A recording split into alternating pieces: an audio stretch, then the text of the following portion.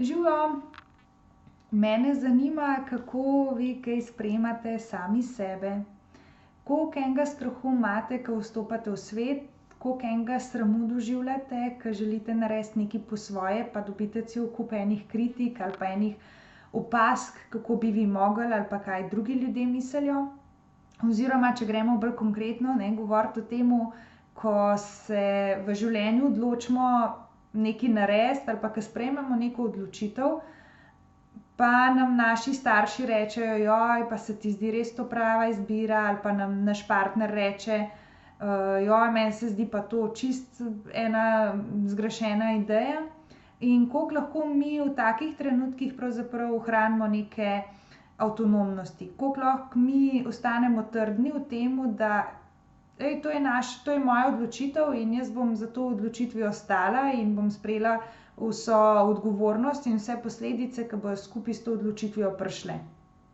Lahko so pozitivne posledice, lahko so negativne posledice, ampak to sem jaz in ta odločitev je del mene. Ponavadi v življenju začnemo omahovati ali pa začnemo dvomiti sami vase, kaj pa če se res nisem prav odločila, mogoče je pa ta odločitev res neumna, mogoče pa se res ne bi smela toliko izpostavljati, mogoče bi pa res mogla drugačen filmček posneti ali pa bi se mogla res bolj pozanimati o tem, a dajem koristne vsebine, a so dosti strokovne vsebine, ali pa bi mogla samo zaupati bolj vase pa vam dati en bolj pristen, občutek preko teh filmčkov. To so zdaj mogoče en delček mojih strahov, verjetno se vi srečujete, ne s strahovi okrog snemanja filmčkov, ampak strahovi o tem, kako, nastopati v službi, kako se prikazati drugim. Koliko smo pravzaprav navajeni biti pridni in izpolnjevati ta pričakovanja, ki jih imajo drugi do nas, in koliko pravzaprav zmoremo ostati trdni v tem, karkoli smo se mi odločili. Koliko zmoremo pravzaprav sploh razmišljati o tem, kaj so naša pričakovanja do tega sveta ali pa od nas samih, in koliko izpolnjujemo vsa pričakovanja drugih. Starši od nas pričakujejo, da se bomo, ne vem, lepo vedli, da bomo prijazni do ne vem koga, da ne bomo širili ne vem kakšnih informacij. Partner pričakuje spet nekaj drugega od nas, naši otroci pričakujejo spet nekaj tretjega, v službi naši sodelavci spet pričakujejo nekaj drugega. In ponavadi se kar naučimo zelo spretno manevrirati znotraj teh vlog. Se pravi, v službi, se ravnam tako, kakor ta služba zahteva od mene, med prijatelji se obnašam tako, kot vem, da bom med prijatelji sprejeta, v družini se obnašam tako, kot naj bi se dobra hčerka obnašala, ampak znotraj vseh teh vlog pravzaprav izgubimo sebe. Če jaz ves čas izpolnjujem pričakovanja, potem sploh ne razmišljam več, kdo sem jaz pa kaj meni paše, ampak razmišljam o tem, tukaj je neko pričakovanje, se pravi, da imam jaz neko svobodo, gibanja, obnašanja. Ne razmišljam znotraj tega, okej, to je neko družbeno pričakovanje, meni pa paše se gibati do sem ali pa moje vedenje pa presega družbeno pričakovanje, ampak to sem jaz sebe tako sprejemam in ja, lahko naredim ta preskok in bom tudi sprejela vse posledice in odgovornosti, ke ta preskok pač prinese.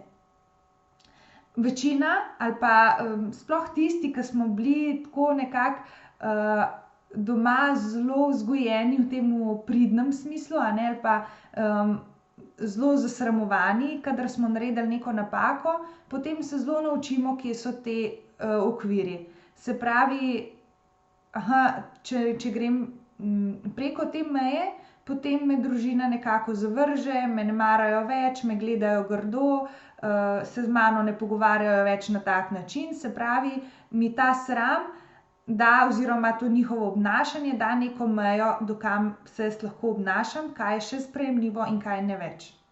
Ampak, ko gremo mi v svet, ke postanemo odrasli, ke postanemo mi starši, nimamo več teh, starševskih barier, ke bi nam kazale, kje se je treba ustaviti pa kje se ni treba ustaviti. Pravzaprav te starševske bariere postanejo nekako ponotranjene, ratajo del nas. In pozabimo jih pravzaprav preveriti, če je to res nekaj, kar želimo tudi mi živeti, če je to nekaj, kar je del tudi naše individualnosti, naše osebnosti, ali so te meje v bistvu tukaj samo zaradi tega, ker smo se jih tako doma navadili. In sploh, ko imamo otroke, se mi zdi res to pomembno to raziskovati, zakaj nekaj verjamemo, zakaj delujemo tako, kot delujemo, in pa predvsem to, da si upamo res sprejeti neke odločitve in jim slediti. Da jim sledimo tudi takrat, ko nam cel svet kontrira, pa stopi pred nas pa reče, ne, meni se zdi pa to neumna ideja, ali pa nam se zdi to neumna ideja. Okej, lahko da je to za vas neumna ideja, ampak zame pa ni. Zame je pa moja ideja in jo čutim in jo želim živeti in jo bom živela.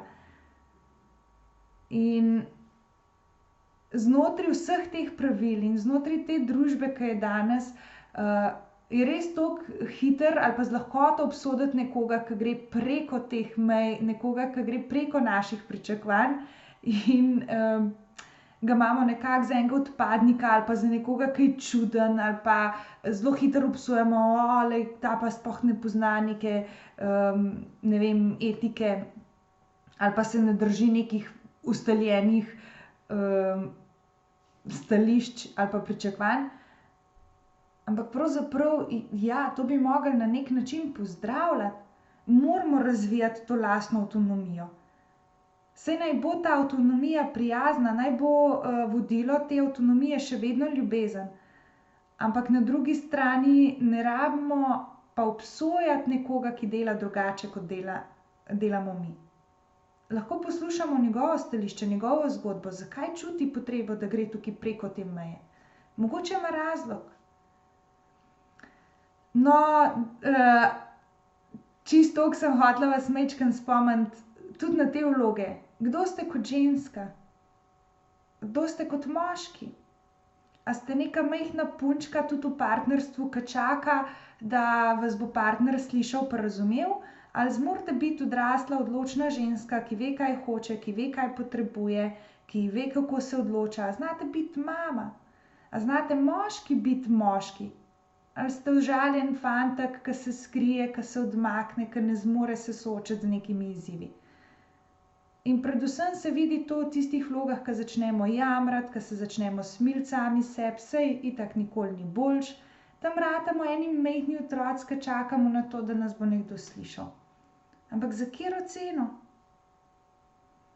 Okej, jaz vam želim prijetno raziskovanje vaših vlog in se slišimo spet naslednjič. Živjo!